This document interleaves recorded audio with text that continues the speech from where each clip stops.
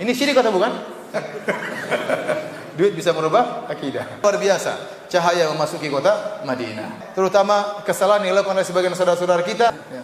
Kasihan Nabi, acara maulid banyak sekali, datang sini.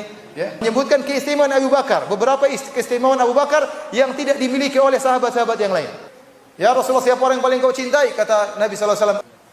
Wa minar rijal, laki-laki yang kau cintai.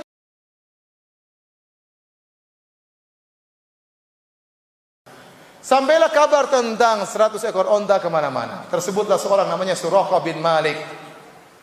Dia juga ingin dapat 100 ekor onta. Dan dia menanti-nanti karena daerah dia dekat perjalanan Nabi SAW. Tiba-tiba ada anak buahnya datang. Wahai Suraqah, tadi saya melihat gerombolan berjalan di pesisir. Menurut saya itu Muhammad dan rombongannya. Suraqah langsung benar itu Muhammad dan rombongannya. Tapi karena dia ingin dapat 100 ekor onta sendiri, dia bilang, oh itu bukan. Itu si fulan dan fulan, bukan. Kamu cari sebelah sana. Akhirnya anak buahnya pergi cari. Semua cari sebelah sana. Pas semua sudah pergi, sudah tidak ada orang lagi, maka dia segera pulang ke rumahnya, dia ambil tombaknya, dia naik kudanya untuk mengejar Rasulullah SAW. Ingin dapat 100 ekor onta. Maka dia pun naik kuda. Ini kisah dalam Sahih Al-Bukhari. Maka dia pun naik kudanya menuju Nabi SAW. Dan bawa tombaknya. Tiba-tiba sudah mendekat Nabi, kudanya jatuh. Maka dia pun tersungkur. Dia heran, ini kuda enggak pernah jatuh, kenapa terjatuh?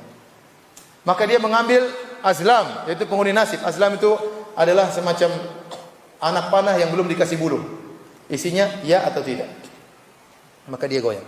Adurhum amla, saya celakakan mereka atau tidak? Goyang. Ting, keluarnya jangan.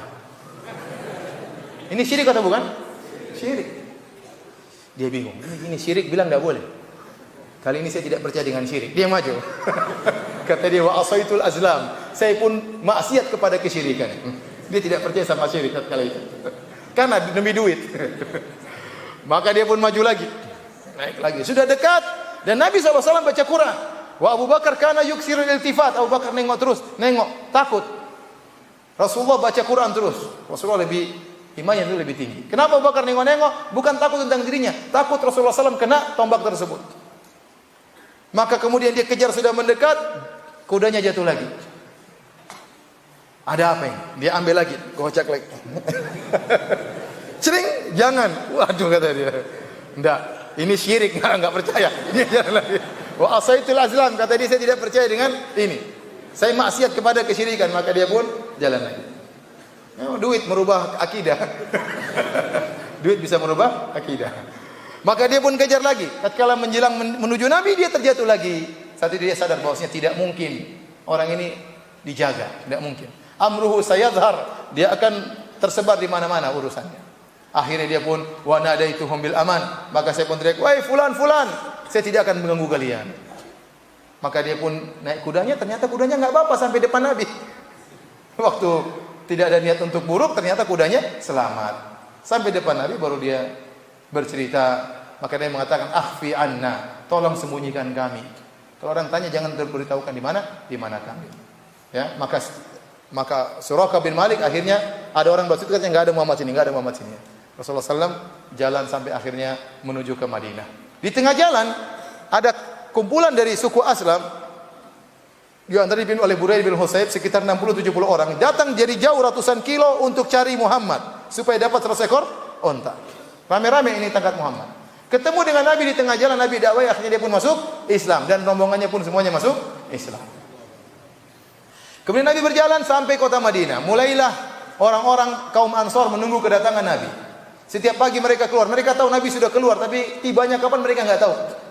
Tiap pagi mereka nunggu sampai matahari sudah terang, sudah tinggi panas, terik, mereka pulang. Ternyata Nabi belum datang. Besok mereka keluar lagi. Tunggu sampai matahari terik, Nabi belum datang, mereka balik lagi. Demikian kegiatan mereka sehari-hari. Karena Nabi tidak kabarkan, belum ada WhatsApp, belum ada macam-macam. Tidak ada yang tahu. Jadi mereka nunggu. Sampai satu hari. Mereka tunggu di pagi hari. Sampai matahari terik. Mereka pulang seperti kebiasaan mereka. Kebetulan ada seorang Yahudi naik fi atamin atamihim, naik di atas satu semacam menara untuk mengecek sesuatu. Tatkala dia naik di atas tempat yang tinggi, tiba-tiba dari kejauhan dia lihat ada rombongan datang. Maka dia ngecek, ini Muhammad. Akhirnya tidak kuasa dia berteriak, "Ya ma'syarul Arab, hadza jaddukumul ladzi tantadhirun. Wahai orang Arab sekalian, karena dia Yahudi bukan Arab. Wahai Arab-Arab sekalian, ini pembesar kalian yang kalian tunggu-tunggu. Maka para sahabat semuanya keluar menanti kedatangan, menyambut kedatangan Nabi sallallahu alaihi wasallam. Kegembiraan luar biasa, cahaya memasuki kota Madinah. Perubahan yang luar biasa begitu datangnya Rasulullah SAW ke kota Madinah. Adapun riwayat yang menyebutkan bahwasanya para sahabat menyambut Nabi dengan membaca Tala al-Badru alaina min thaniyatil wada' wajib syukran dan seterusnya, maka riwayat tersebut adalah riwayat yang dhaif. Riwayatnya dhaif dan dhaifnya parah, yaitu riwayat yang mu'dhal. Karena sanad yang paling tinggi adalah Ibnu Aisyah atau Abu Aisyah, gurunya Al-Imam kota Madinah. Kalau orang datang dari negeri Syam masuk kota Madinah lewat utara, maka akan melewati Thaniyatul Wada'. Thaniyatul sahih, terutama kesalahan yang dilakukan oleh sebagian saudara-saudara kita tatkala mereka merayakan acara Maulid Nabi sallallahu alaihi wasallam, mereka meyakini Nabi datang. Kemudian mereka berdiri sambil mereka Tala al-Badru alaina, seakan-akan Nabi ikut acara Maulid mereka. Dan ini diingkari oleh Al-Imam Syaukani rahimahullah dalam kitabnya Risalatun fi Hukmil Maulid. Beliau mengingkari di antaranya masalah ini, menghadiri Nabi ikut hadir dalam acara Maulid. Ini tidak benar ya. Kasihan Nabi acara Maulid banyak sekali, datang sini ya.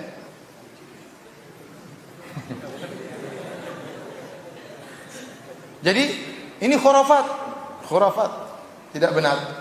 Ya. Taib, akhirnya Nabi SAW datang, mereka pun sambut. Kemudian Nabi SAW masuk ke rumah seorang sahabat. Sebagian kaum Ansor datang menyusul, yang belum pernah lihat Nabi. Mereka pun datang, mereka pun salami Abu Bakar.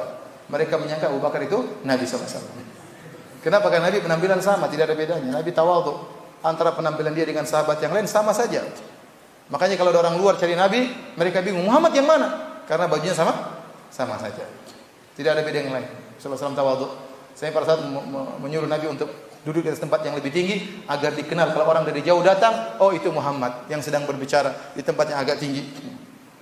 Sehingga mereka menyalami Abu Bakar. Abu Bakar juga bingung disalami ya. Sampai akhirnya tatkala matahari masuk menjadi Rasulullah SAW panas, Abu Bakar mengambil ridaknya kemudian menaungi Nabi.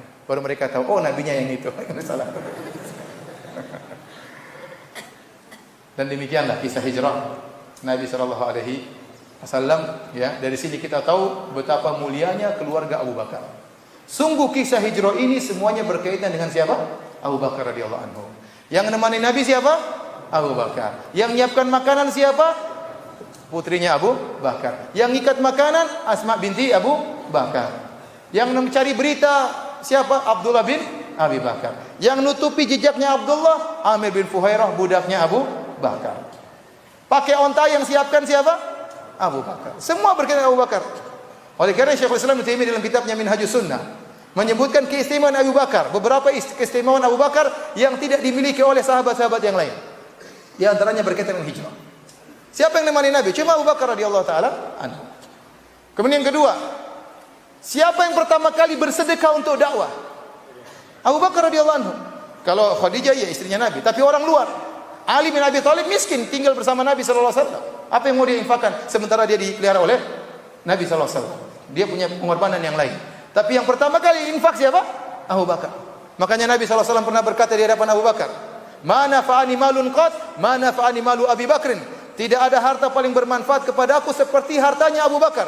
Fabaka Abu Bakrin, maka Abu Bakar pun menangis. Kemudian Abu Bakar berkata, "Ma ana wa mali illa laka ya Rasulullah." Tidaklah diriku dan hartaku kecuali untuk Anda wahai Rasulullah sallallahu alaihi wasallam. Tidak ada yang menjadi imam tatkala Rasulullah SAW masih hidup kecuali siapa?